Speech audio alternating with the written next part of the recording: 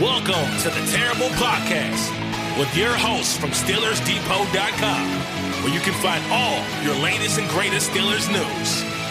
It's Dave Bryan and Alex Kozora, always lit, talking Steelers. And now, here's Dave and Alex.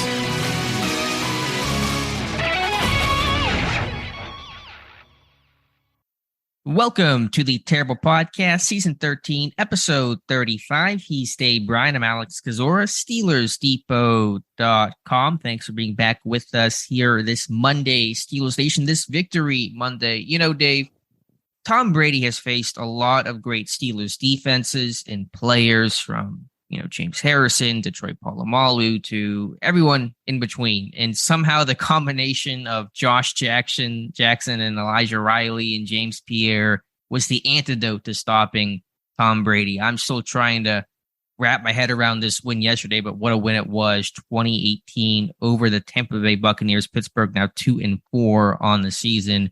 Wow, that's all I can say. Does Robert Kraft deserve a game ball for this one?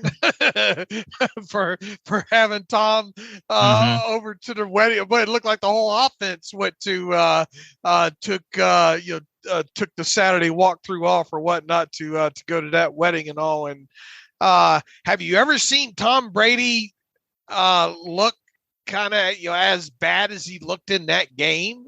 Especially a healthy Tom Brady, because quite honestly, Brady from a physical, I was telling my wife a couple of days ago, from a physical standpoint, the guy looks, I guess money can do that too, but it looks absolutely fantastic for his age and all. And he just did not play well at all. And once again, look, credit to the Steelers defense and the plan that they used in that game. But make no mistake about it, Tom Brady was not on his game.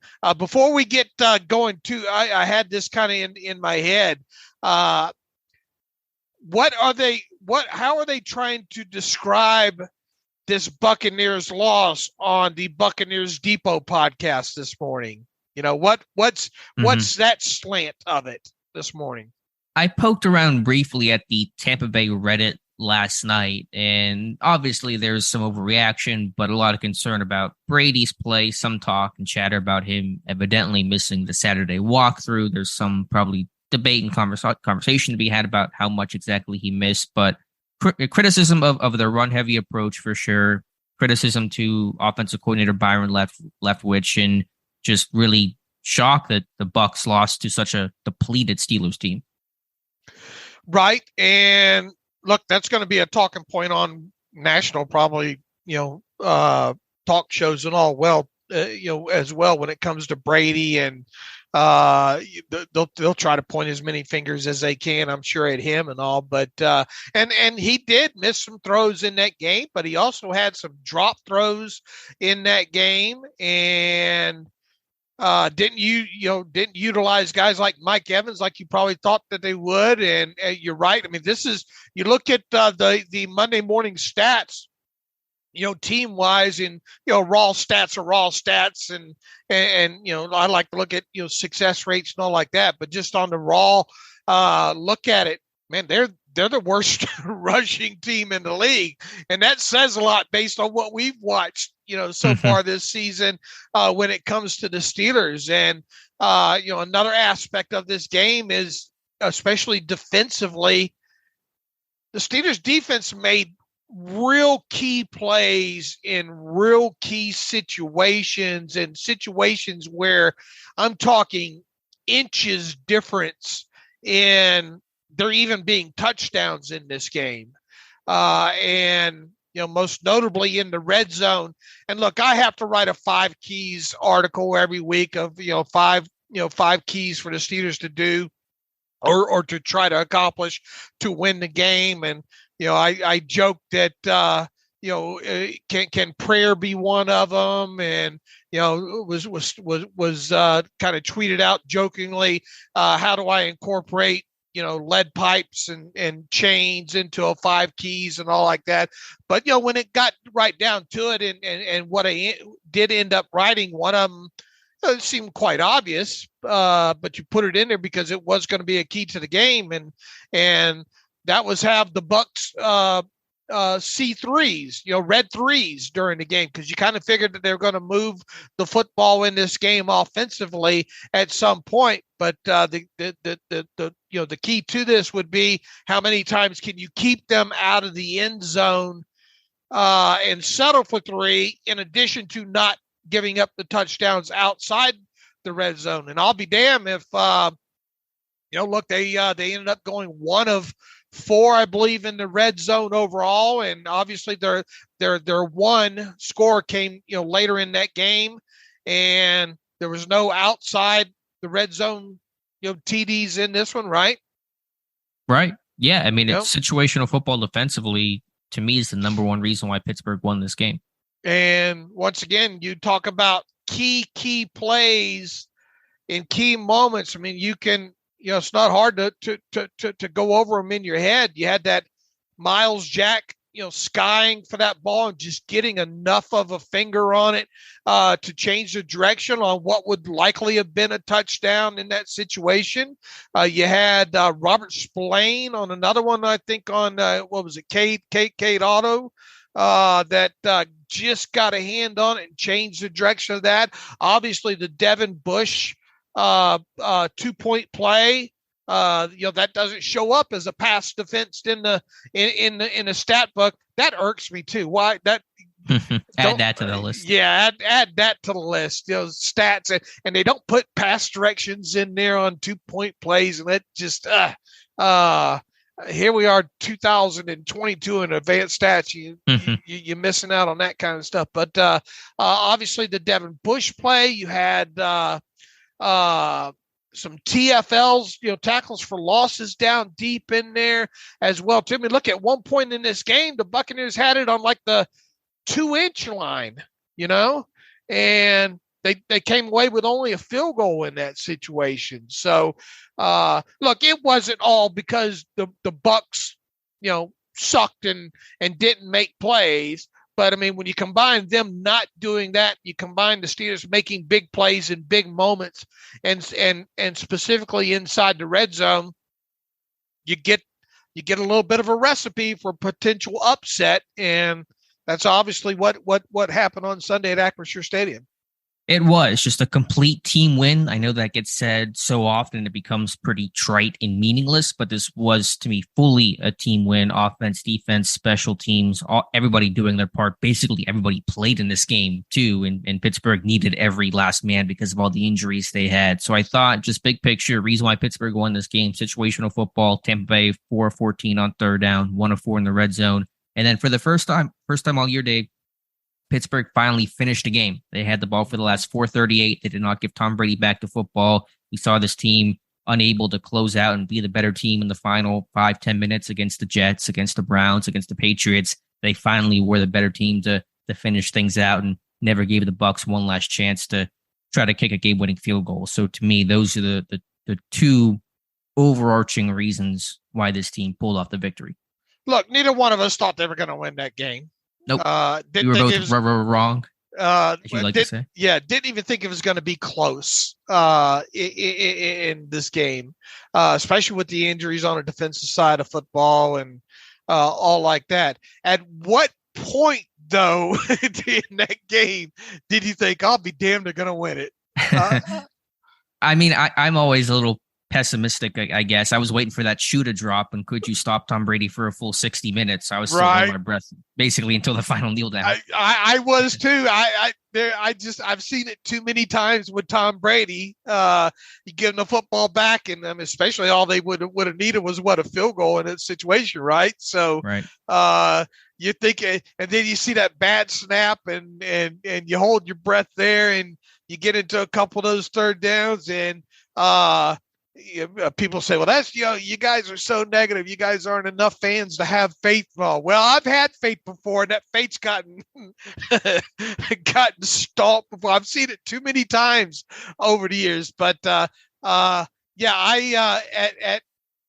until they got that final first down there, I wasn't totally sure they was going to win that game. And look, and once again, it goes to, we haven't talked hardly about the offense yet in this thing. They made key plays late in that game. Situational football, once again, third down specifically. And, those are the kind of things in that kind of game that could be the difference. And, you hear the cliche so many times, well, they made more plays than we did. And the fact of the matter is the Steelers made a handful more plays than the Buccaneers did in this game. And that was the difference, especially late.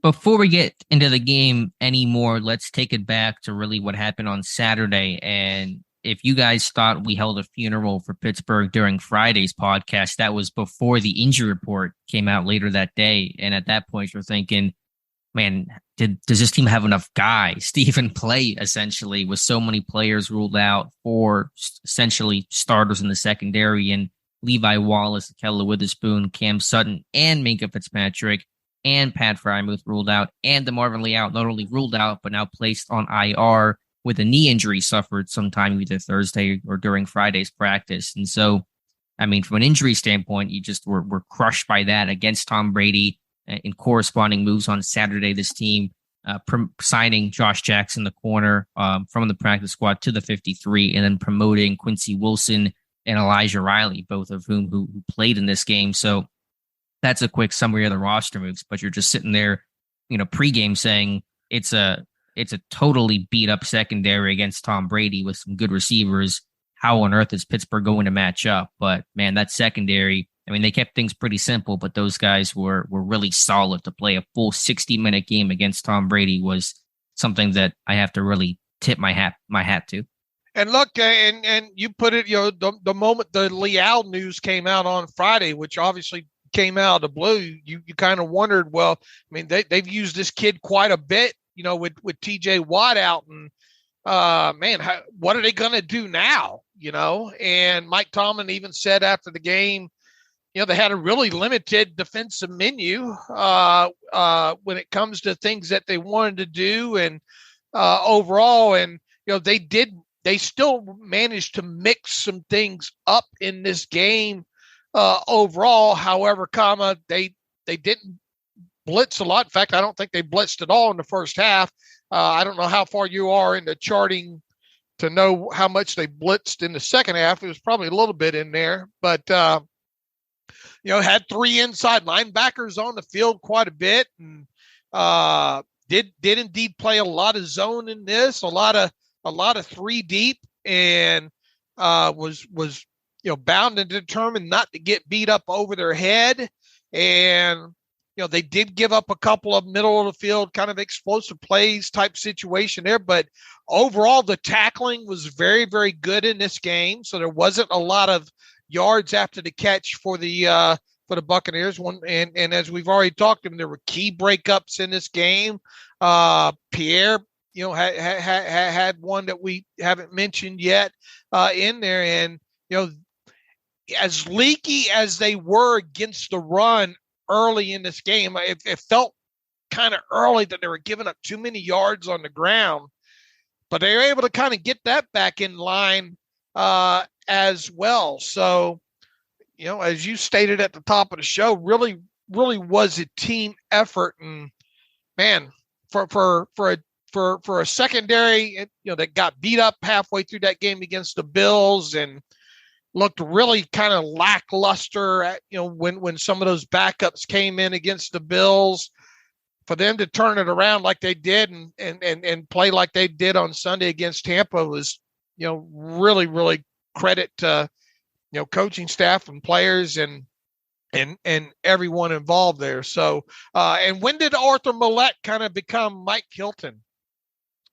I mean, he's always had that chip on his shoulder downhill mentality, but certainly was an asset really in the run game. There were times going back through, even we haven't watched obviously the all 22, but there were times when I was going back through that game late last night where I thought, man, he really had a strong game overall, and coming off the edge and making tackles in the backfield and fighting through some blocks and all like that on some screen passes over to the edge. And, you talk about a guy that took it upon himself in that locker room, after that game against the Bills to kind of said, you guys can't be happy with that, and to kind of be the guy to spearhead that and then to turn around and take that talk and turn it into action really speaks volumes about him. And I think you have a terrible take about him? I did. On Friday, I said you need guy. He's a glue guy. You need guys like Arthur Millette. You need guys who hate losing and make sure everyone else in that room hates losing too in response. And response is the word you can use for this team in this win. Well, he certainly responded, and he definitely was the glue and led by his actions in that game. But I had a sense watching that thing back saying, man, that's, Mike Hilton made a lot of plays like that when he was with the Steelers there. So kudos to him. This team, to your earlier question, did not rush 5, I don't believe, once the entire game. They did send a couple of nickel pressures with Millette, which is something I've talked about Friday, maybe sending some nickel pressures that have been getting to Tom Brady. They did that, I don't know, 4 or 5 times. So they were the 4-man safe pressure. So I count those as blitzes. I believe ESPN does not. I'll die on that hill and say if a corner rushes, he's blitzing. That's not a standard, 4-man rush or anything like that. But certainly a lot more coverage than blitzing, not nearly as aggressive as they were against Buffalo, and rightfully so. Basically what I expected. You cannot really blitz Tom Brady and expect to succeed. But just a quick one more pregame note here from the inactive standpoint. The 5 injured players, Leal, the 6 going to IR, so those guys were inactive, along with Kendrick Green and Mason Rudolph, which meant that guys like Isaiah Loudermilk and Mark Robinson got helmets for the first time this season. Loudermilk actually starting this game, and Robinson did not play on defense. I'm assuming he played on special teams. I think it was five snaps for him on special teams. Okay, so a little bit of action at least there for Mark Robinson. So we'll see what the health of this team will be like next Sunday against the Miami Dolphins, but hopefully this team will be healthier. But to get a win with all the injuries, especially to that secondary, is just really remarkable. But as we talked about a moment ago, the secondary kept things simple. The defensive front mixed things up quite a bit with a lot of different packages and personnel groupings and alignments and just a lot of little things in this game to try to make life tough, not only on Tom Brady, but on that Buccaneers offensive line. Yeah, absolutely. Man, Larry Ogunjobi, what would you think about him, especially in the first half?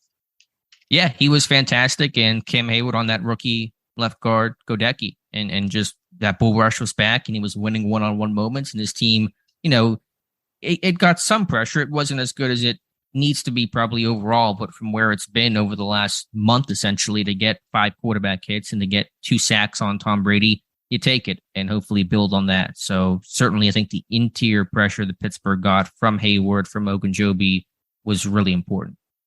And Hayward, boy, it was good to have that version of Cam Hayward back. The Pittsburgh center. What's it? Kid's Hainsey, name? Robert Hainsey. Yeah, Hainsey. Him and that left guard there got their hands had their hands full with Hayward. Just good pressure. And Ogunjobi, man, when he went down on the ground and was pounding the ground, I was thinking, oh, that's it for him. And he went off for a couple plays and went into the tent, I think, and back he came, and like the first or second play back, he gave Tom Brady a jejunum examination there, and he was really a monster. Well, first half specifically, I had circled that Larry Ogunjobi, Cam Hayward, Arthur Millette, and really kind of Terrell Edmonds too. I really thought were noticeable kind of players in the first half of that game. Yeah, I think Ogunjobi, he got hurt in the Bills game, but he's come on really strong the last couple of weeks. Again, aside from that Bills game where he hurt us back, and he's been able to penetrate, get upfield, be disruptive, and I think he's settled into the system, the scheme, and that's really needed to see overall. So let's stay with the Steelers defense because that's really the talk here, holding Tom Brady to 18 points and 4 field goals for this Buccaneers offense. But again, can't say enough about the secondary and the job they did. Again, it was pretty simple. It wasn't tackle the catch, but Mike Evans really quiet in this one. Chris Godwin had a better stat line, but did not take over this game and to play that well. Situational football, 1 of 4 in the red zone. Tampa Bay starting 0 of 3 in the red zone tells a story of this game. Absolutely. And what'd you think about, especially specifically one of those red zone play calls that the Buccaneers had where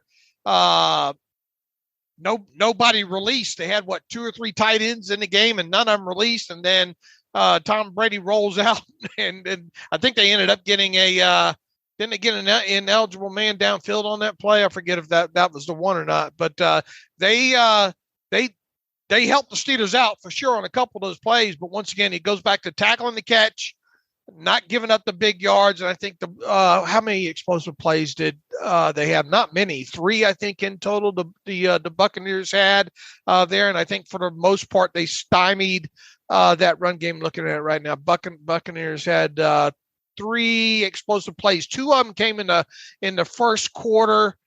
And then 1 in the third quarter with 11:33. And then, after that, they really did a good job of limiting the big plays overall. Yeah, they tackled well. They stopped the run. Leonard Fournette averaged just 3 yards per carry. And I know we talked so much about Tom Brady's great history against Pittsburgh. Leonard Fournette has always run well against the Steelers, and they shut him down in this game. He didn't really get going. Had one good run early in that game, I believe first or second drive Tampa Bay had, but overall that run game was held in check. And again, Pittsburgh being able to mix up their fronts, a ton of 3-4 overlooks, the 3-5 packages. They were getting defensive linemen on tight ends, not allow that run to bounce to the outside, guys getting up blocks and making tackles. So I think certainly the success against Brady is notable, but the success against Fournette is pretty notable as well. Yeah, I have here, according to my raw charting, the Steelers allowed 87 yards after the catch on 25 completions, and 17 of that came on Brady's final completion of the game, which was the touchdown pass to Leonard Fournette. And that one obviously was completed 6 yards behind the line of scrimmage. So all these yak numbers, the 87 yak in yak includes if there was a play that was caught behind the line of scrimmage overall there. So 87 on 25 completions. That's that you want to keep that number under 4, obviously, and an average of 4. And they did that, and there weren't people running well after the catch on I don't think any of these outside. Once again, 17 of these yards came on that final touchdown by Leonard Fournette. Final pass of the game for Brady in that situation. It was an old school Dick LeBeau tackle the catch, cover 3 mentality. The Fournette play, he ran over some guys, so that was one down moment there. But overall, again, with the run game in particular, holding Fournette in check. But how about, just so many guys you can talk about. Miles Jack, I mean, he played hurt basically that whole game. He got hurt early in the second quarter with that ankle, and talk about some of the in-game injuries just quickly as well. Obviously, Kenny Pickett in concussion protocol. We'll talk about that more here in a moment. Miles Jack with the ankle. Ogunjobi came back with whatever he was dealing with. But I thought a guy like him to really be gutsy until that leg finally gave out pretty late in that game, that last drive. I thought he played one heck of a game. Yeah, who's that, Jack? Yeah, Miles Jack. Oh, yeah. He, man, that guy loves football, and real heady player. And it'd be interesting to see how the injury situation shakes out with him overall. There's I think some video of him limping into the locker room and all, but hopefully just bumps and bruises associated with play. He might be a guy that gets Wednesday off there, and Larry Ogunjobi might get Wednesday off there. But you just can't say enough about what the defense was able to do in this game, and to hold the Buccaneers down to 18 points in total in this one really speaks volumes with the personnel that they had on that side of football. One thing, as I was going back through the defense last night, charting that game, that Pittsburgh did really well, and I'm going to do either a film room or a video breakdown of it, go back and watch how many late line shifts they had in that game. They actually got Tampa Bay to false start at least once, maybe twice, because Pittsburgh would shift their defensive line alignment right before the snap of the football. And sometimes that caught the Buccaneers off guard. And I think that changed the picture for Tampa Bay and also caused those guys to flinch a time or two. I think they got the rookie Otten to false start their tight end on one occasion. They did one of those line shifts. So I just think a lot of the little things Pittsburgh did in this game just to try to find ways to gain slight edges as they were dealing with so many injuries. I thought that was a really good game plan by the coaching staff. Yeah, I'm interested to see that for sure. And how many plays did they have Spillane, Jack, and Bush on the field for? I don't have the charting officially in my spreadsheet yet to be able to filter that, but it was a solid amount. I mean, it was probably, I would guess, around 15 or so snaps. They had either Highsmith or Malik Reed dropping quite a bit in this game, it felt like, too. I know some of that came on the nickel pressure. Anytime Millette would come, they would drop the backside linebacker, which is pretty common. So there was a bit of that. And there was one or two times that they did a 3-man rush. But yeah, again, it's about being creative, mixing up looks, not doing the same thing over and over, and just presenting Brady and this offense constantly with different pictures. And that's what Pittsburgh did. Was that Devin Bush, was that easily within the top 5 games of his NFL career for him? Well, I don't really know how the rest of the game went besides a 2-point play. I'm trying to think about my thoughts on his performance before that play, but certainly, I thought he played well overall. Obviously not, he ain't going to go to the Pro Bowl on that game, but I thought just, there was some aggressiveness in there and getting up to the line of scrimmage and taking on blocks. I thought, no, this is obviously TV tape only. Josh, somebody's doing a film room on him, aren't they?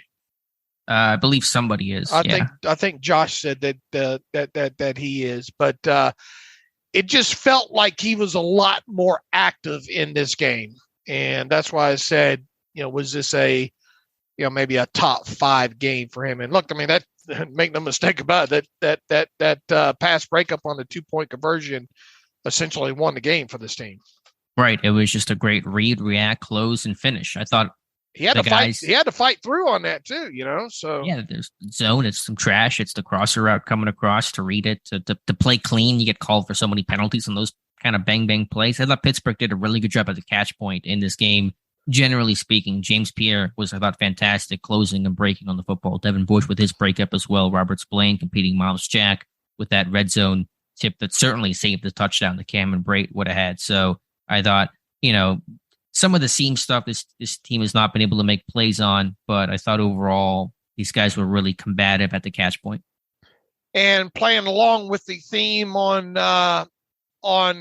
Bush, you got a lot of contributions from a lot of your top, former draft picks in this game. Edmonds was very active in this one. Bush, obviously Cameron Hayward. Who else on the front there? I think that's about it on the defensive side there. But it's good to see those guys step up.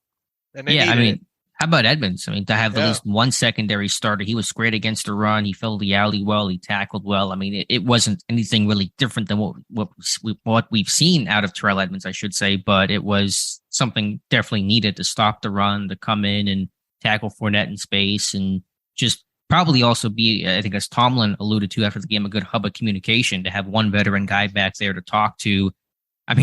Quincy Wilson, I didn't even know what number Quincy Wilson was until I went back through and charted and saw 31. And when I guess that's him. Elijah Riley getting his first snap. Josh Jackson not played a lot of football, was signed in September.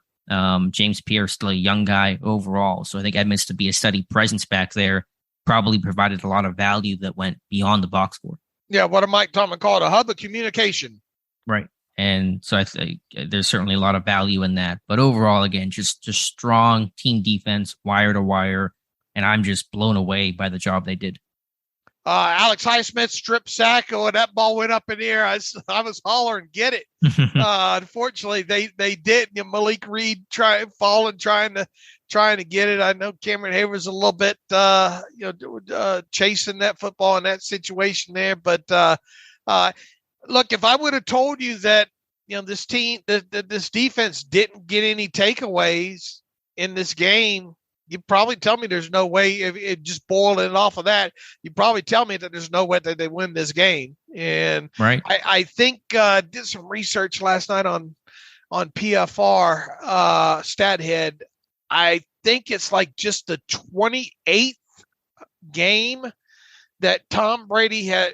And, that sounds like a big number. 28's large. But as long as that guy has played, just the 28th game Tom Brady has lost when he did not throw an interception. I wonder what his overall record is in those games. I assume it's great, but just to put the number in context, how many wins does he have when he hasn't thrown it or turned the ball over? Hold on. I'm starting to be smart and save some of these links. Right, you got to. Because you're trying to go back to it. The 8 steps, right? Yeah. It's like Chinese checkers. It's like trying to figure out what's that? Some of those puzzles. Anyway, you figure it out. And you get the results that you want once, but you can never get back to them again. Let's see. When he does not throw an interception, 153 wins. Wow, so he's 153 and 28, not throwing a pick. When he doesn't throw a pick. So that's pretty significant, right? I would say so. And again, it just against it was the worst game he's ever played against Pittsburgh. What's the name of that? Monjon? Yeah, I don't know the puzzle thing you're referring to. Okay. Sorry. It's not important. It is to me, but but yeah, for Brady to struggle like that in a game, in any game against Pittsburgh would be a surprise, but to do that against such a depleted defense and team, it's just really remarkable. He was like what, 3 of 9 or 3 of 10? 3 of 10 to start, early in this game here. And all right, anything else about kind of the defensive side of football there? Just great team effort, great chase, great fundamentals. They had to play as detailed as they did to get that win, and I can't credit them enough for the job they did. Mm-hmm. All right, Dave, we'll flip over to the offense, and certainly a lot to talk about here. The headline story is Kenny Pickett, injured in this game, hit by Devin White, checked out for a concussion. I believe the team said he has a concussion, right? Or is he still just technically in protocol? Do you know? Well, he's ruled out with a concussion and in protocol. Right. So for whatever that means. Okay, because sometimes the new language, because I think Teddy Bridgewater last week never officially was diagnosed with a concussion, but went through all the protocol and some of the updated stuff. But regardless, at the very least, Kenny Pickett in concussion protocol exits that game. And then Mitch Trubisky, just benched a couple weeks ago, comes back. And again, going back to give guys credit for stepping up and stepping in, Mitch Trubisky, a heck of a game to make plays, to move the sticks on third down, to put points on the board. What a job by him. And that's why whenever they did bench him, Mike Tomlin didn't try to bury the guy and try to say that this is not all on the quarterback, but we had to make this change, knowing that he's the backup. He's one snap away from coming back into the game, and he did a great job off the bench. Yeah, he did, especially late in the game once again. How many plays, third down situations, a little bit of a rocky start for him once he got into the game. But once he got kind of settled in there, he talked about wanting to be aggressive and all like that. He made some key plays in the game. The fumble recovery alone on that low snap, that could have been that was the ball game right there. If he doesn't get to that football, a great throw on and anticipation on the touchdown to Chase Claypool. Boy, what a great play that was in a key moment. You have Gentry effectively, nice pick on that keeps that linebacker out of that hole in there. And as soon as Claypool kind of comes in, puts that hand up, that ball's on him. Trubisky about came out of his shoes trying to fire that one into him. If you go back and you look at that one there, the extended plays late, they only had technically one 20-yard completion, air yard completion in this game, and that was to Chase Claypool on that third down late in there. And what he did on super late on one of those, I think it was a first down run, the keeper over to the right side. And not only did he get good yardage, he kind of fought for another 2 yards in that situation, and he stayed in bounds on top of it there. So once again, I thought it was kind of a lukewarm start once he got into the game there, but he definitely got better as this game as this game went on there, and he completed some footballs down the field. I mean, not way down the field, but enough. It was a lot further down the field than they had at any point during the game. I think it actually his completed air yards was slightly over 10. His completed air yard average was slightly over 10, and his intended air yards was like a yard shorter than normally. It's the other way around, right? Normally it's your intended air yards is the higher number, and your completed air yard average is a little bit lower than that. Well, it was the other way around on that, and that was obvious because several of the passes that he did complete were further down the field there. So and that extended play on that play to Claypool over on the left side was I mean, that was a key play in that game because you don't have to punt the football back to Tom Brady at that point. Yeah, like I talked about earlier, finishing the game, closing out a game, not giving the opposition the ball back for one last drive. And so, there's 4:38 left. Pittsburgh's up 20-18, 1st and 10. Najee Harris, good powerful run for 8 yards. 2nd and 2. Mason Cole, bad snap. As you said, fortunate and a great job by Trubisky to land on that football, but still you're in 3rd and 15. You're thinking they're going to punt the ball. Tom Brady's going to have 2.5 minutes left, only need a field goal. This one, not comfortable, obviously, but then Trubisky hitting Claypool for 17. Great job there. And then a little bit later, facing 3rd and 11, and extending that play in a great back shoulder throw and a great catch by Claypool for 26. And then Trubisky read option for 9. I think it was a quarterback sneak for 3, and that's ball game. So that's a guy that just took over that final drive and like I said, finished that game. And that's something this team has been lacking all year long.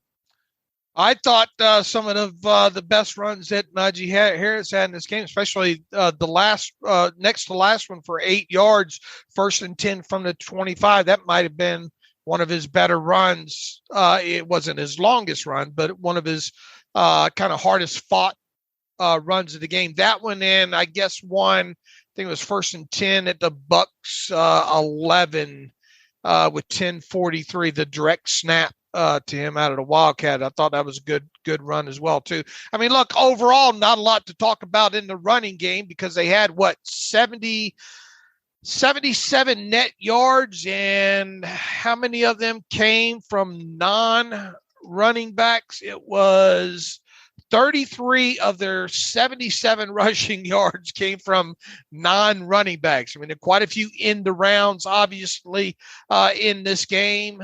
And they got to get running. I mean, we've been saying it for weeks, and I don't think it's magically going to happen here at this point. But imagine if they did have a running game to work with, right now, because the other aspect of it, I mean, they did enough to win the game.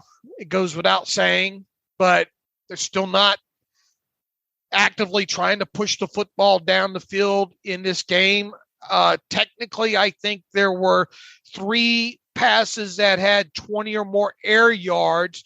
2 of those don't count because they were wiped out they were no plays.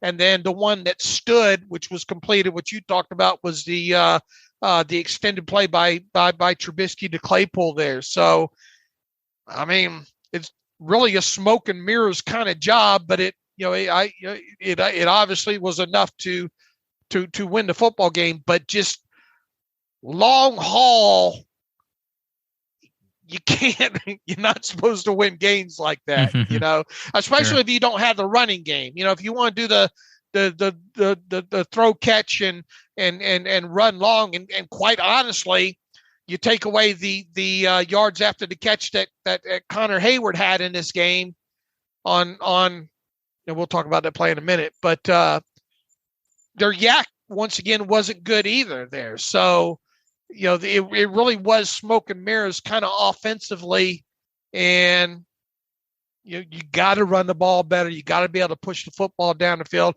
What'd you think about them kind of they took their foot off the gas late in that first half, and just like they had juice boxes and orange slices waiting on them that they couldn't wait to get to in the locker room there. I mean, I understand Kenny's a rookie, yada, yada, but I mean, he's poised enough. He can handle moments like that. I guess you're thinking that we don't want to make a mistake in our own end, and within all that anyway, they still gave Tom Brady free 3 points at the end of the half, which to me really wasn't necessary. At least try to do something and move the football down the field. Well, I have a bit of a hot take, I guess, on it. I wasn't as upset about that as I think other people were. They with 46 seconds left, I mean, they threw on first down. Sure. I forget what happened. The play didn't go but well. Then they run it second and... Well, they did because they wanted to burn the Buccaneers timeouts at that point, because they came up with the mindset of let's try to do something with this time that we have. And then once the first down, play went incomplete, they said, we don't want to have more incompletions. Let's run the ball and at least try to kill the Buccaneers timeout. So, I mean, it didn't work out well overall. I'm not defending the outcome of it, but Pittsburgh, I think, had some intent of being aggressive and then realized that's not going to work. Let's just try to at least give Tampa Bay no timeouts at the end of the half. Okay. But and the drive ahead of that. Yeah, I mean, they ran on first down, and they threw on, I forget what the play call was on 2nd and 8, but they threw the ball on second and obviously on third down as well. So it wasn't the old run pass that people dislike. I mean, they had 5 drives in a row. The final 2 of the first half were 3 and outs, and then they couldn't get anything going in their next 3 obviously one of those set up a prime situation. You're thinking, man, you get a play from the special teams finally, and a long one at that, all the way down deep into the Buccaneers and you're thinking, man, they absolutely got to bury that. And then they come away with just 3 points, and you're thinking, well, there you go. They're now, how many times over the years have we seen the Steelers with Roethlisberger, especially early in games, first half of games, get down in the red zone, and you go into halftime with 9 points or something like that, and you're thinking, man, they got to capitalize on some of these situations in here, and for them to go the 5 possessions that they did, 2 at the end of the first half, and then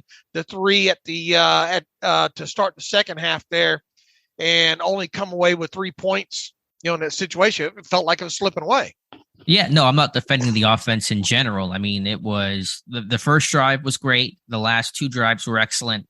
Everything else in between sucked. It was really bad. And for the longest time, until the very end, till the fourth quarter, it felt like what happened against Buffalo. A good script, good first drive, get some points, everything off script just falls apart. And so the offense certainly struggled mightily until that fourth quarter. But I just thought at least the mentality late in the first half, it wasn't great. I'm not happy. I don't want to do that over again next week, obviously, but I didn't think it was as damning as some people did. Okay. Fair enough. But I mean, I just, it felt like they, the initiative wasn't there to try to move the football. Yeah. Just again, what was the key for this offense in this one? It was that situational football. It was what they were 2 or 3 in the red zone, and to convert on third down and then 3rd and long. The crazy stat of the weird I have is Pittsburgh had 3 third down conversions of 13 plus yards in this game through the air. I went back as far back as the Data's track, which is 1994. This is the first time since at least 94 that Pittsburgh has had 3 third down conversions of 13 plus yards in a single game. And so to do that, again, the completions to Claypool, there were 2 of them, and that doesn't even count the 3rd and 11 to Claypool either, and then a 3rd and 13 to George Pickens. So I thought making those plays and in winning downs that most teams don't win in was pretty crucial. And again, getting 2 third and long conversions on that final drive was obviously critical to finishing that game out. Well, Mike Tomlin likes to refer to them as weighty downs, and that was a big difference in this game on both sides of the football was the weighty downs. And as you said, could not run the ball. Neither of us are surprised. We both talked on Friday, scratching our heads about how this team could try to run the football, didn't come up with a good idea of how that could be accomplished, and they just generally, did not run the ball well. But to win in spite of that, I think is pretty impressive. Did I say 42 for Najee? I don't know what you said, but yeah, that was the total. All right. 42 yards. Oh yeah. On Friday's show, you said the over/under, right? Right. That was the prop or something. Yeah. You were right. You're right on the money. Yeah. Look, did he look healthier? Did you notice a difference in? If I wouldn't have told you that he had a steel plate taken out of his shoe, would you have known any different? Honestly, no. It's easy to go back and say, yes, I noticed a difference, but no, I didn't. He probably noticed a difference. He said he felt a whole lot better, but I did not. I didn't either. You ran for 42 yards. There were a couple of nice runs that cracked open for him over there on that right side, though. And when they did, you're thinking, man, go. Yeah. And you had the receiving touchdown, so he's making some smile. It was wide open, but good scheme. Bucs blew coverage and really good scheme. That center, what was that? That middle field safety just by. I know he had trash to go through because they ran two underneath in breaking routes on that. But it looked like he was just bought a ticket for that one. Yeah, I don't know if Harris is the first read there and they're basically clearing that out for him, or if that's just kind of the way the play unfolded, but still Pickett, first touchdown pass. So kudos to him. Nice job there by Najee Harris. And the first opening drive touchdown since week 10 of last year. So happy to finally get that, get off the schneid on that one for sure. So that was a good start to that game overall. We got a lot of things taken care of in this one. We got the opening drive touchdown there that obviously goes back to, as you said, to the Lions game. First wide receiver reception. We got the Kenny Pickett first touchdown pass out of the game, out of the way there, and the first pass play really the first play over 40 yards taken care of. Now about that play. Mm-hmm.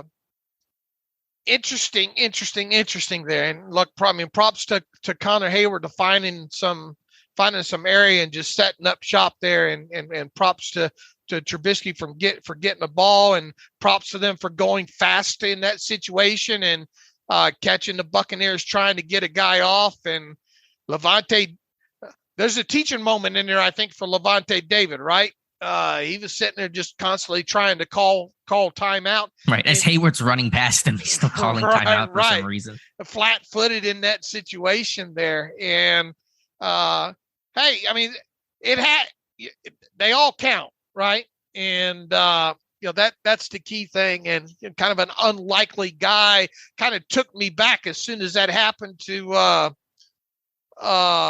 the other Edmonds, Trey Edmonds. Right, against the Colts, that 50-yard run that he had. Right, thinking of all people to have the longest play of the season, it's him.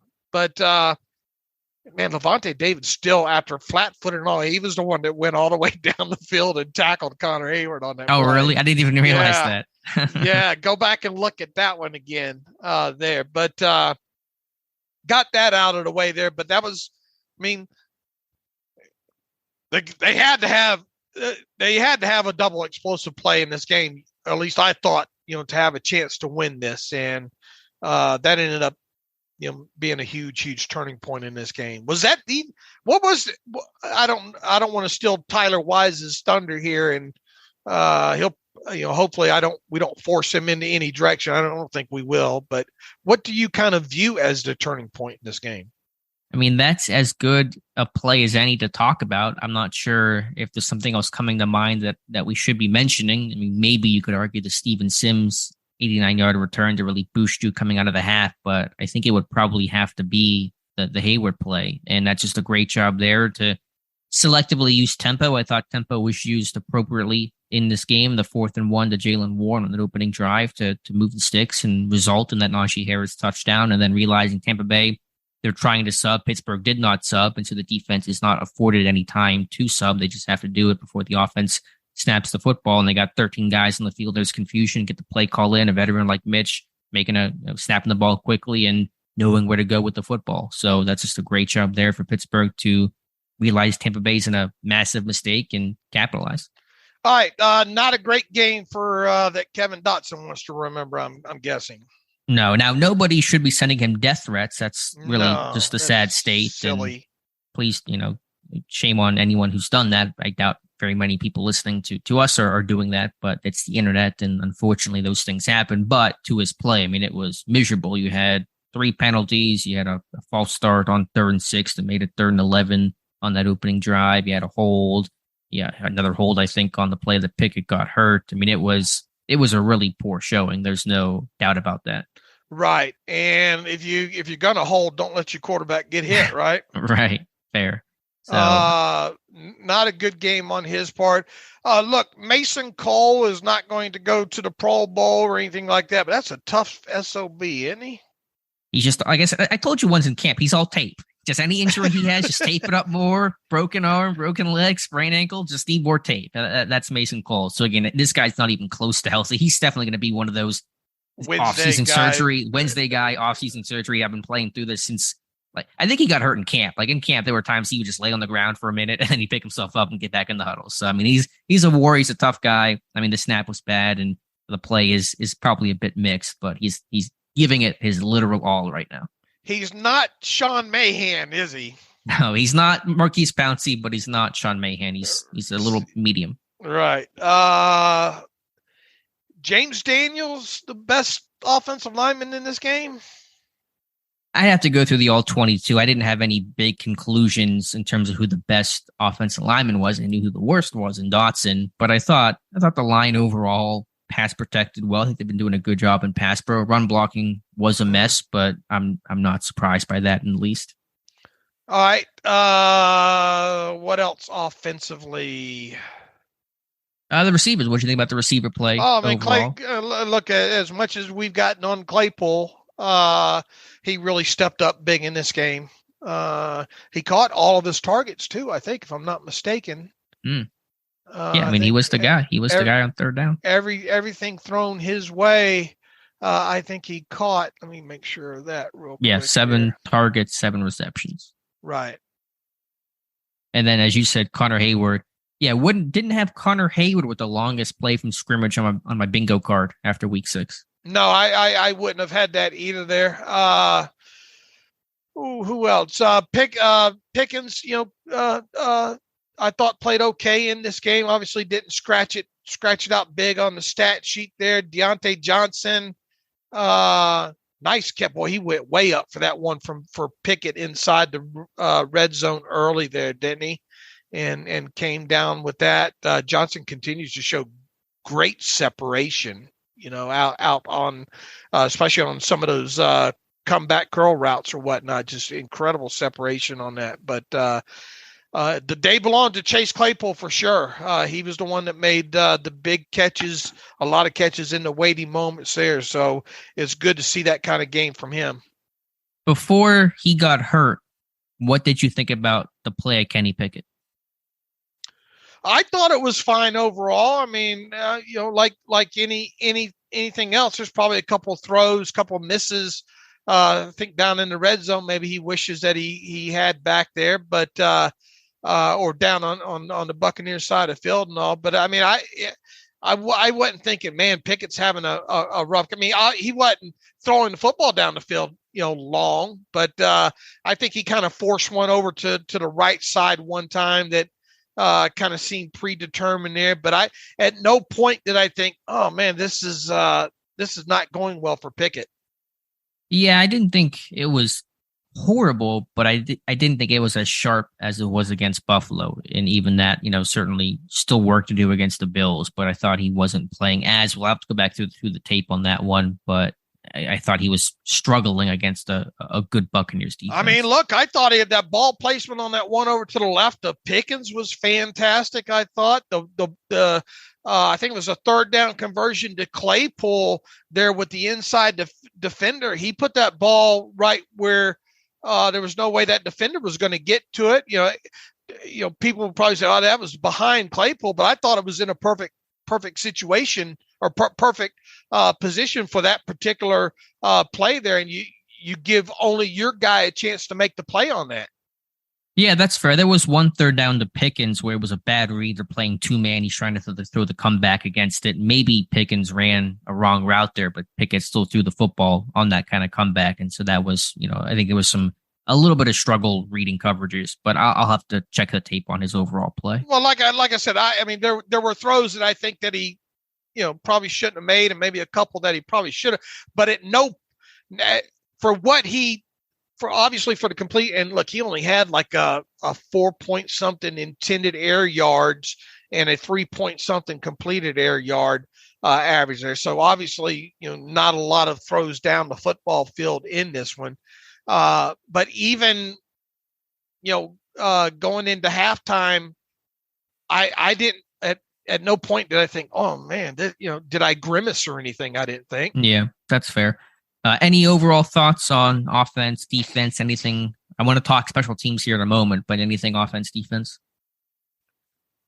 Once again, Steven Sims really, I mean, that's his job now. Gunner's obviously not going to get it back, and it'll now be interesting to see if they carve out a spot for Calvin Austin III this week. Saw some Gunner playing Gunner, right? Mm-hmm. Yeah, because usually Pierre's the gunner, but with him playing corner, Gunnar Olszewski playing some gunner. Right. Trying to think if there was anything else that Harvin had some better punts. It was better. Right. Good placement on the one. It was a 50-yard net, so that was solid.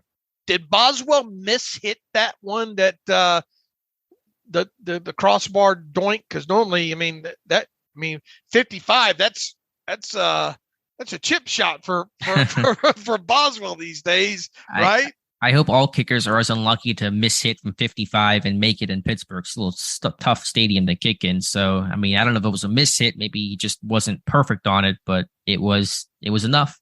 It went through. That's all that counts. All count the same. Trying to think if there's anything else on the offensive side I needed to get off my chest here. No, I think that's got most of it there. Yeah, once again, you wish that this team could run the football better than they do. And, it's hard to imagine it magically happen. All right, now let's get to the elephant in the room real quick here with obviously with what transpired with Pickett getting knocked out. And we'll have to, obviously if he doesn't get cleared from protocol, that's that. But I'm sure the radio talk shows and national talk shows and the Twitter, people are going to be divided on who should start against Miami. Yeah, this one has a lot of layers to it. It depends on the health of Pickett. Let's assume that he is available to play on Sunday. Mike Tomlin just might err on the side of caution, especially with all the focus on the quarterbacks and the concussions. And look, just this past week, we don't know the degree of concussions that who was it? Wallace and Freiermuth had, but my gut, and that's all I have to go on right now, just based on the landscape and everything in the NFL. Right now, the quarterback position in particular, and my gut tells me for some reason to expect Mike Tomlin to keep Kenny down this week. Yeah, it depends on if he goes and passes through protocol, which he has no Tomlin or Pickett have really control over, just based on the medical experts and how Pickett is testing. But assuming that he gets cleared, then it becomes a question of, okay, how much practice did you get? How many reps did you get during the week? If you didn't really get cleared until Friday and you barely practiced, then you're not going to play in this one as a rookie. But if you can work even limited on Wednesday and then practice full Thursday, Friday, then it becomes a really, more of a decision, I think, for Mike Tomlin. For me, if Pickett is cleared and he's healthy to play and he has gotten suitable practice reps, how do you define that's a little tough to do, but practicing full at least probably 2 of the 3 days that they're going to work this week, Wednesday through Friday, I would start Pickett. I'm not going to. You made that decision to go to him. Right. I know he didn't play particularly well against Tampa and Trubisky. Credit to him. He did a fantastic job, but I don't want to go back and play quarterback roulette and flip flop back and forth. And so, I would go back to Pickett. I feel the same way. And I put it now, look, once again, the trying to deal with it, and figure out what's going to happen with a player with a concussion. That's a whole different topic unto itself. But as you said, now, if he doesn't practice on Wednesday, it's probably not going to happen then. Even if he does return, I think you want him to have all the days. Or at least 2 full days, and maybe Right. do something like if he's at least limited doing individual work Wednesday, although that's kind of your game plan base install day. He's got to work full to me at least 2 of these 3 days. But just with a standard baseline, cleared and all like that, I'll be surprised if Mike Tomlin does not start Pickett. Okay. Yeah. Again, there's a lot of variables to make this a tough conversation. And I think that's the right. People say, okay, well, you think, well, what do you? I think that's the right call to do as well too. Right. You benched Trubisky for a reason. Pickett's not been terrible. He certainly has had some positive signs and moments. Because if you start to, it's just, yeah. Again, it's a little tricky, but generally speaking, all things being equal, Pickett, Trubisky, I'm still going with Kenny Pickett. He's still your future. Mm-hmm. But so that'll be the topic, though, for sure. And we'll discuss that, I'm sure, a lot on Wednesday and on Friday. And I'm sure Mike Tomlin will be asked about that during his Tuesday press conference. So anything else from this game to talk about, again, to get this win 2-4. Now, the path that I've consistently laid out, and you want to be no worse than 3-5 at the bye, which now means all you have to do is win one of your next 2 games against Miami or Philadelphia. That's certainly possible. Obviously you want to win both, but if you can at least win 1, 3-5, get TJ Watt back after the bye, have a quote unquote easier schedule post bye. The AFC North, not all that strong still in this thing. So, there's some hope. Well, in my fantasy kind of take the other day, I'd already given the Steelers a loss against the Buccaneers, and I was thinking, if they could win one of those 2 after the Buccaneers game and, get everybody back healthy after the bye week, and that obviously includes Watt and, DeMonte Casey and all that kind of stuff. The thing. The divisional games obviously become magnified, but when you do look at that second half of it, and look, I'm not trying to give any false hope here because this literally is a game at a time team for sure at this point. But Mm-hmm. I had my fantasy scenario set up to this team winning one of their final 2 games before the bye week, assuming I'd already given them a loss against the Buccaneers. That, man, maybe if they could steal one from the Dolphins, and who knows what the scoreboard watching in the AFC North will produce. Well, now you got one against the Buccaneers. Can you go down to Miami and get another one? That would be pretty huge without Watt, and with everything that this team has kind of gone through to this point here. It really would set up for at least a talking point after the bye week of, man, could this team maybe, because of the people that they play and because of them could this team maybe make a little bit of noise, at least in their own damn division? Yeah, the North leaders are 3-3 right now, and the Ravens and the Browns. It is a mess. Who's the Bengals? best? The Bengals are the best team? No, I said the Browns are 3-3. The Bengals are 3-3. Right. But who unequivocally, it's obviously not the Steelers are not the best team in the AFC North right now, but who is the best team? They're all trying to lose it. It's not the Browns. It's not the Steelers. It's the Ravens or Bengals. I think maybe people might be trending towards the Bengals right now, but it's a real pick 'em. And they're like a 60-yard touchdown to Jamar Chase away from getting an LE, on Sunday as well too. But obviously that's, they made the play, and and you can't take that away from them to say, well, what if this, they made the play, they got the W in that situation there. So this AFC North's a mess. And once again, I strongly consider this team a game by game team at this point, especially when you get off to the start that they did in the win-loss column. So, and I'm sure Mike Tomlin won't have them looking ahead. I wouldn't think so. And I think some of these guys that got to witness what happened on the side are chomping at the bit to put their hand back in the pile. Now, guys like obviously Sutton and Wallace and Minka and Freiermuth. I mean, that was a long, dirty list of out injured players in this game. Right, which makes this win. I mean, Pittsburgh, they've never been as big of a home underdog as they were against Tampa Bay, and they won, and that's really remarkable. And you have to appreciate and respect Mike Tomlin's approach leading up to this week, of course, and then even after the game. It was a great win, and he acted like you couldn't even tell if they'd won or lost that game. I thought for sure we were going to get a kind of an attitude. Right. But I love the measured response. I do too, but I thought for sure we were going to get how do you like us now? Right, which would have been justified. Right. I got to admit, I really, really thought we were going to get that version of Mike Tomlin in the postgame, and to his credit, he didn't. Right, as he said Tuesday, one good day of practice, one good even win is not going to turn the whole tide of this season. There's still a long ways to go. This team is still just 2-4, not a place you want to be 6 games in. And so you take the win, you're happy about it, but you know how much work there is on the other side. Let the players talk a bit, let them celebrate. But Tomlin, very measured, very reserved, knowing that this is still one step in a long process to get back to, as his word was, respectability.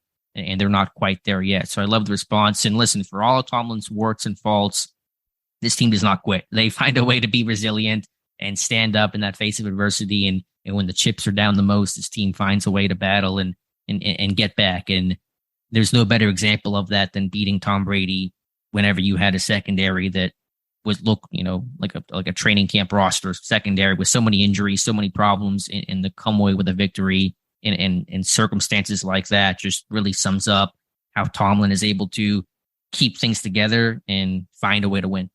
I look forward to getting back to the days where I'm not having asked this question almost every other week or whatnot. But that is now the best all-time regular season win by Mike Tomlin, is it not?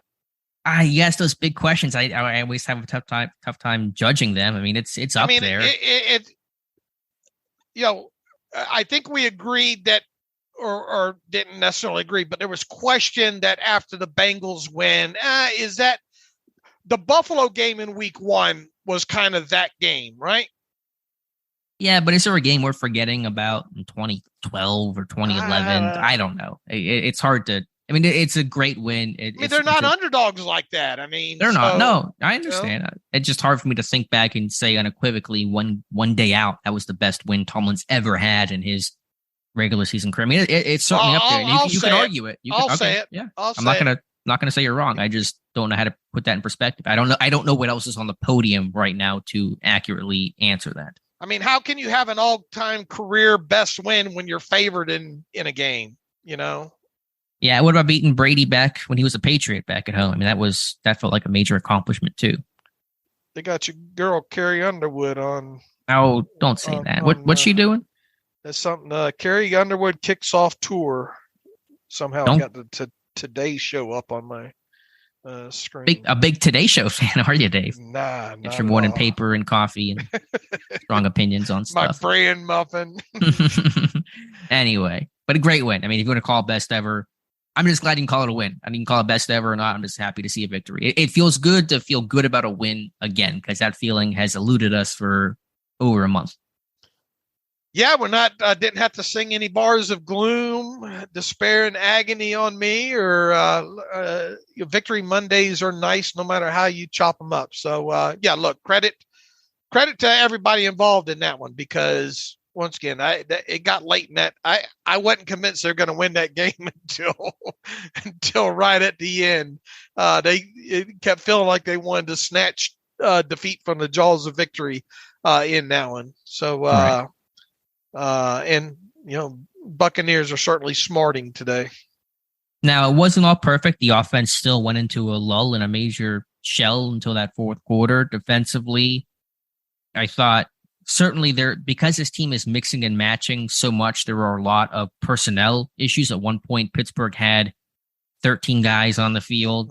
They got flagged for that. Actually, the clip I posted yesterday on one of the goal line stops they had on Leonard Fournette, Pittsburgh only had 10 guys out there and still got the stop. It was Cam Hayward beating the block of that rookie Godecki and making the tackle there. So there's been a lot of substitution issues this year because this team is trying to mix and match and, play all of its people. And that's creating problems. They had the field goal where Dotson. Josh said that was Dotson. Is it Dotson that wasn't out there? I think even if you listen to the audio, you can hear him hollering for Dotson. Can you? Okay, I hadn't gone back and really watched it super closely, so add that to the list of Dotson's woes that day. So you had that issue. There have been so many timeouts wasted by Pittsburgh because of personnel issues. It's become frustrating, and it is a problem, and it's hurt them before, and it can hurt them again, even if they got the win on Sunday. So, those are things that have to be cleaned up. There's no question about that. I agree. But I think, again, that's because, I think they played every single guy on defense who dressed, right? Except for Marcus Allen and Mark Robinson. Mark Robinson did not play a defensive snap. And I think that's it. Everybody else played on defense, I want to say. Right. Allen played 20 on special teams. Robinson played 5 on special teams. They were the only 2 defensive players. Killebrew got 1 snap in. Okay. Everybody's doing their part to get the snap. And Quincy Wilson, I think maybe the plan was to rotate a bit with Josh Jackson, and then Jackson just, I guess, was playing well because Wilson was only out there for maybe a series or 2 the whole game. He played 11 snaps in total, and it's hard in my head to remember him being on the field that many snaps. It was just one drive, I want to say, where he came in, but still, everyone doing their part. So great team win overall. Okay. All right, Dave, let's get to some reader emails and close out today's show. All right, let me sort this back the different way here real quick. Okay, we will start with Charles Munger writes in, guys, I don't want to rain on the first real big pass play by the Steelers this year. However, if you watch, Levante David didn't move, was calling timeout for a few seconds. I guess 11 on 10 helps the space Matt Canada's offense needs to get chunk plays. Look, we mentioned that earlier in the show there. I don't care how you get them at this point. 40 yards is 40 yards, and the way this team's been struggling to get those. But yeah, I mean, it was definitely a notable moment in that game, and you can only play against what happens against you there. But you'd like to see a higher quality. I'd like to have more 40-yard plays to rank the quality on. How's that? Right. Yeah. Right now it's 101. So need to add to that list. Let's see here. This was from 2 days ago. I think we already covered that. Real quick, stat of the weird. Last 2 rookie non-wide receivers for Pittsburgh that have 40-plus yard catches are Connor Hayward and Le'Veon Bell. So Michigan State men.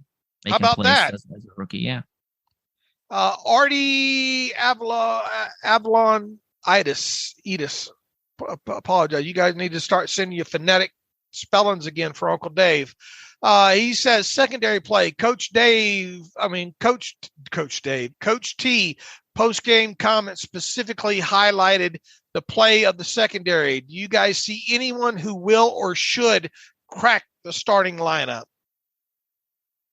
In the secondary, I mean, when guys get healthy, they're going to return to their roles. Cam Sutton's going to keep his role. Levi Wallace, Witherspoon, we'll see because he's struggled this year. But it just gives you some confidence in your depth and the guys behind. Maybe whenever there's an injury in the future, you can trot out your dime package more. They didn't do that against the Jets, for example, and just having some solid depth there. So whenever injuries strike again, because odds are they will at some point the rest of the way, that next man up is going to have some experience and some trust and some confidence from the coaching staff. So I don't know, we're not going to necessarily see Josh Jackson playing whenever the guys get healthy, but he'll be available if they need him. And that's a more comforting thought.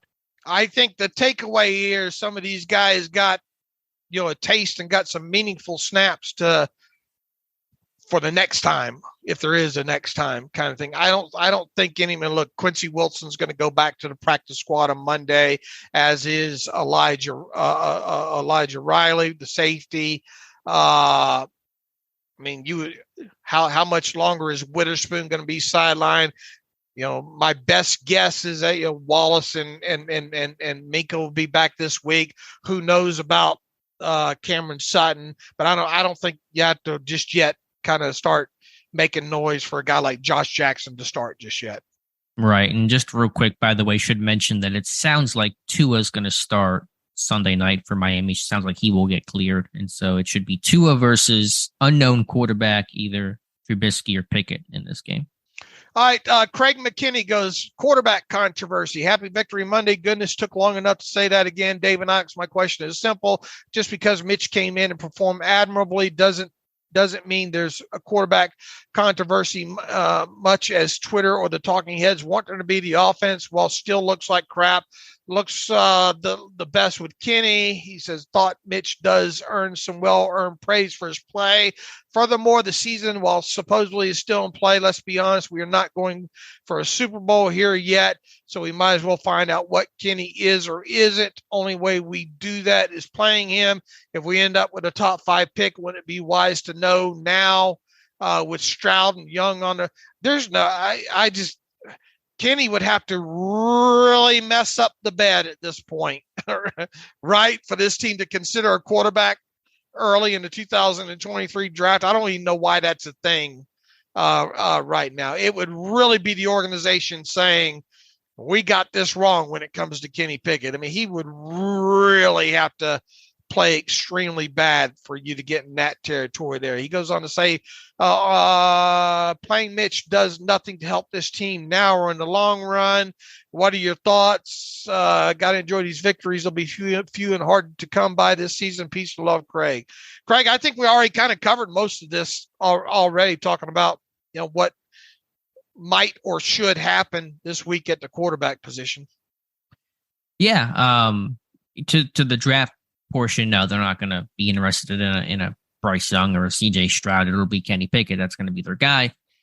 To me, it just comes down to, it's less of a controversy over who's better, quote unquote, but who is Pickett ready enough? And certainly if he's missing practice time and he's only limited Wednesday or misses Wednesday and can't get cleared or has very limited reps, and he will not start because he just has to have the reps to be ready. You can't put that guy on the road against Miami with a half a practice in and expect success when you have a veteran like Trubisky behind. So that's really what it comes down to for me. It's just how many reps does Pickett get? How much does the protocol limit him? And that'll really be your guide in terms of who's going to start this game.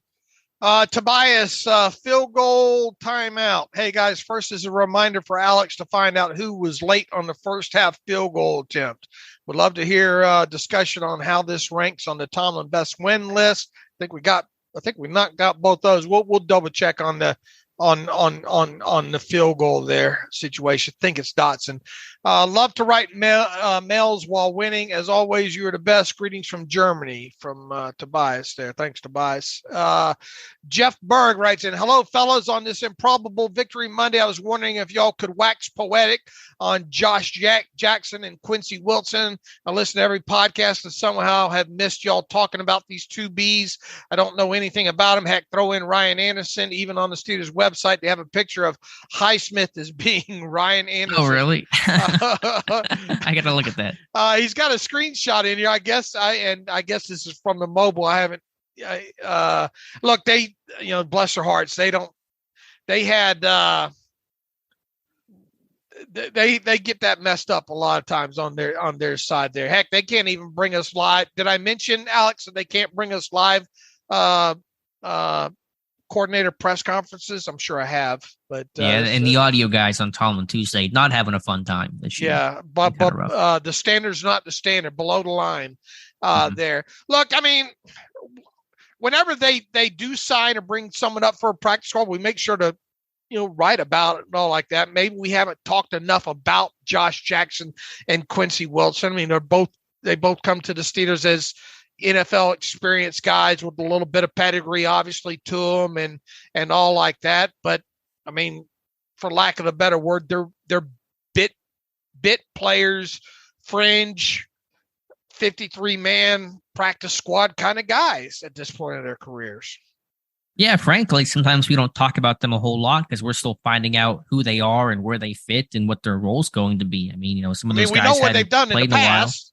Right. But what Josh Jackson did in 2018 might not always be relevant to where he's at right now. And so you kind of get to know these guys as well. But we always know whenever the roster moves happen, whenever the signings occur. But Tomlin loves his pedigree. They're both second-round picks, Jackson and Wilson. And, Jackson's been getting a lot of playing time. And as we talked about, Wilson playing just about a series in this game. But I thought the secondary in general, everybody, whether it's Millette, Jackson, Wilson, Pierre, Riley playing in dime packages, Norwood replacing Minka, it was a total team effort. Ryan Anderson's a pedigree guy as well, too. I think a former second-round draft pick in him. So not surprising when it comes to, look, we've seen over the years, Steelers like those fringe players that may have washed out somewhere else that, first, second, third round type of players and all. They, if they had interest in them during the pre-draft process at all, they're not afraid to kind of double back on those guys. We've seen it time and time again. And the Steelers website does show you have to click on Anderson's profile, and it is a photo of Alex Highsmith next to Ryan Anderson. So there you go. There you go.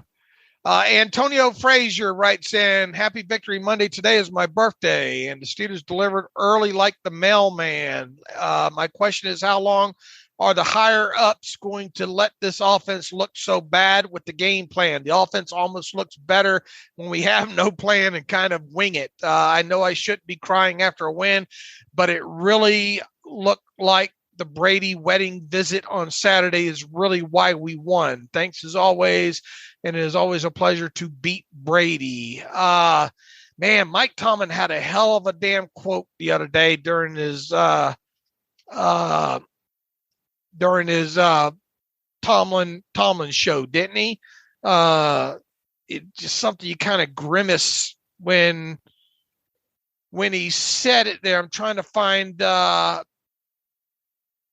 what was the quote?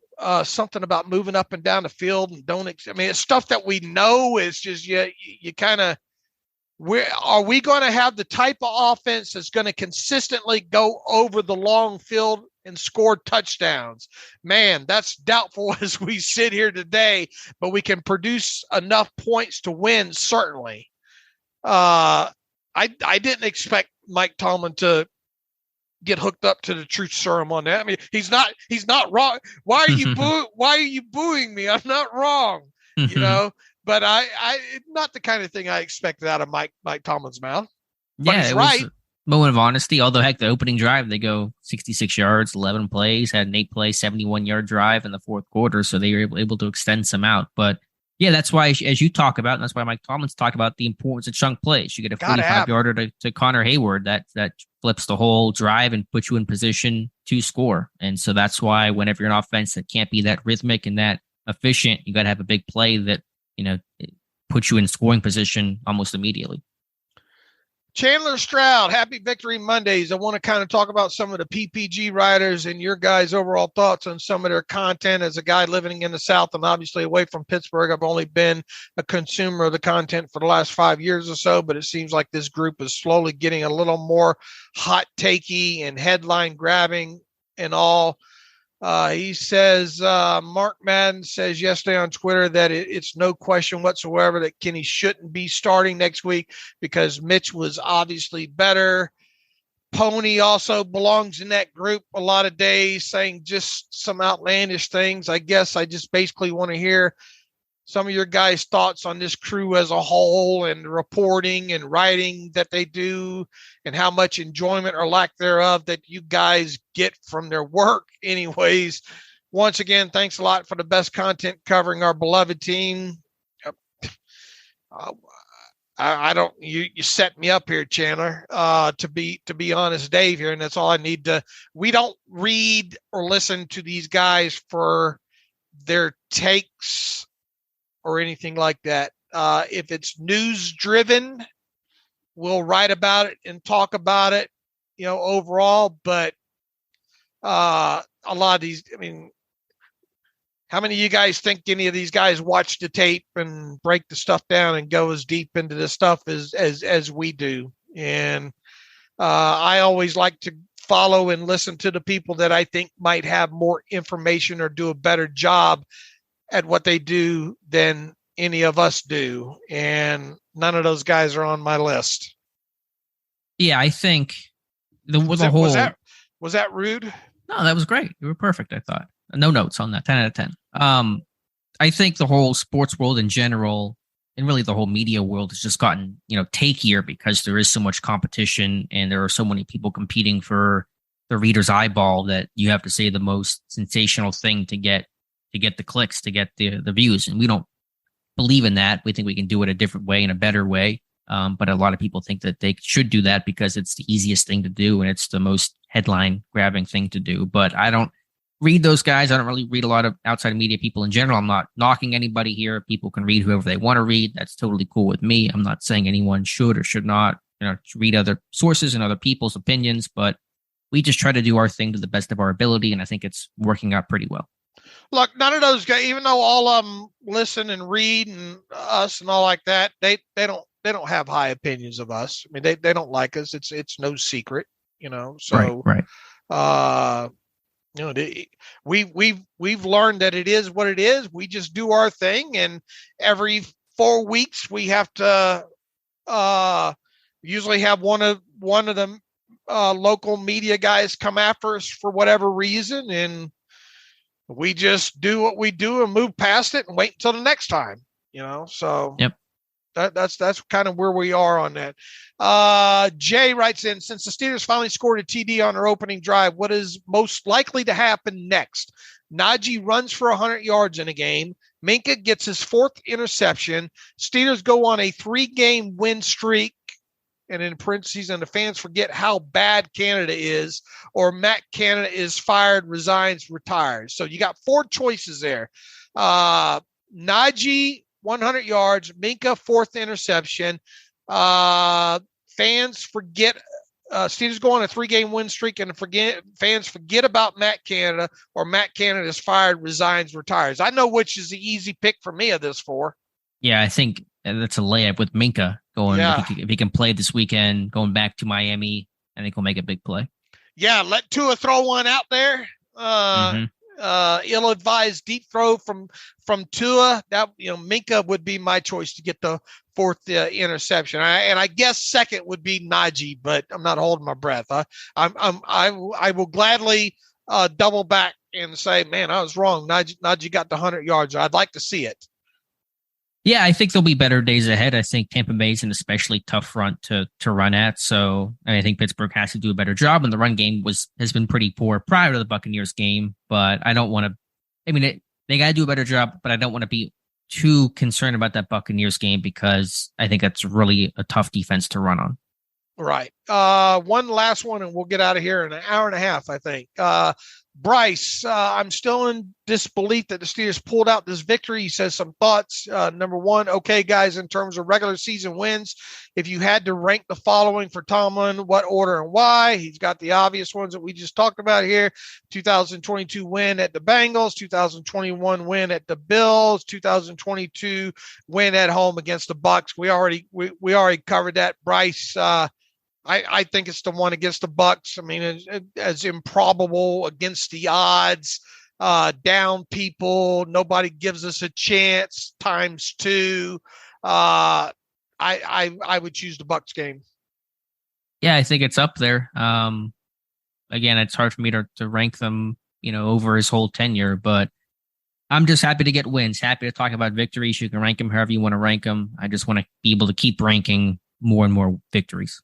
Bryce writes in number 2, in injuries aside, when you watch Dotson on tape, what do you think he's lacking that causes him to not fulfill the potential we saw for him as a rookie? We haven't watched all 22 from the Buccaneers game yet. Just I think at times he tries to get too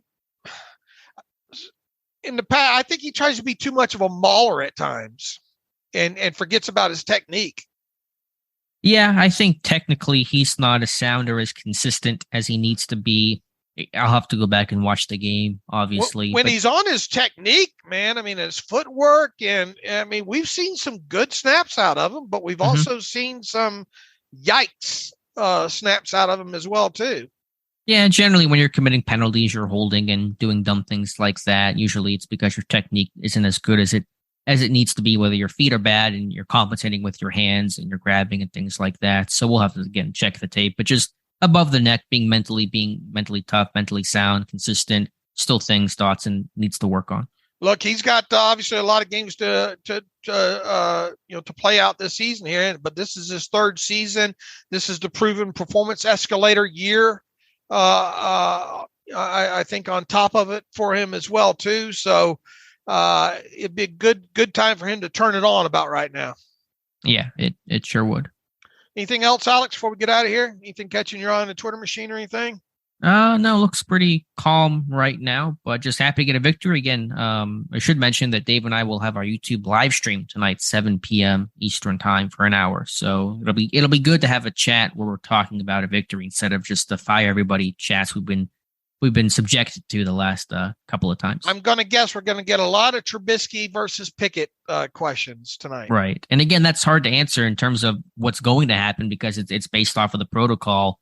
Right now, I would lean towards Trubisky being the more likely option to start just because it's, with the time it takes to clear protocol and any potential time missed. And of course, he may not clear it at all, talking about Kenny Pickett. So right now, if you made me answer who I think will start Sunday, I'll go Trubisky, but it really just depends on how the week unfolds. And I my gut tells me the same thing, and it's way early in this. I mean, here we are Monday, so and concussions are such a right. I've been wrong on whether guys will play or not on concussions, probably more than anything else when it comes to injuries on here. But just as I said at the top of the show, with the landscape and the quarterback position and just the recent things with Freiermuth and obviously not knowing the degree, my gut tells me that Pickett will be down this week. And I mean, that would obviously mean a first helmet for Mason Rudolph. If that happens. If that happens. Sure. Right. So we'll come back Wednesday and see where things are at. Right, absolutely. Okay, in the meantime, you can follow me on Twitter at Steelers Depot. Follow Alex on Twitter at Alex_Kozora. Let me say that without stuttering. At Alex_Kozora. Follow the show at Terrible Podcast. Email the show. What's for lunch today, Alex? I subscribe to a service called Freshly, which just delivers meals for me because I'm lazy and I don't want to have to cook as much as possible. So whatever's in my fridge from Freshly today. What about you? What is a Dave lunch? Spaghetti. Spaghetti. We your brand muffin things, when you're watching your Today show. We eat like 3 things a week, So okay. Today's spaghetti day, but and I say that because my stomach just growled on me there. So at Terrible Podcast, email the show theterriblepodcast@gmail.com. If you like what we do and want to donate to the cause, SteelersDepot.com, hit the donate button up right navigation bar. Also, if you want an ad-free version of the site, SteelersDepot.com, hit the ad-free button, $25 for that. So until Wednesday, as always, thanks for listening to the Terrible Podcast with Dave and Alex.